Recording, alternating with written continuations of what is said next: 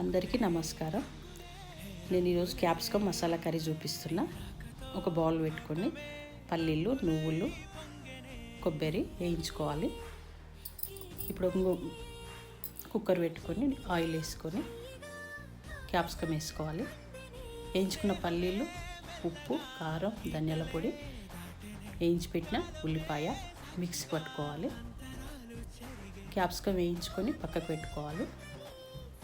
అందులో జీలకర్ర, ఆవాలు, పసుపు, అల్లం ఎల్లిగడ్డ పేస్ట్, రుబ్బి పెట్టుకున్న మసాలా వేసుకోవాలి.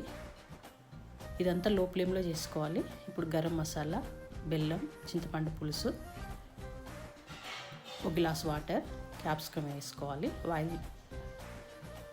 ఆయిల్ పైకి వచ్చిన తర్వాత తీసుకోవాలి. నా ఛానల్ లైక్ చేయండి, షేర్ చేయండి, సబ్స్క్రైబ్ చేసుకోండి.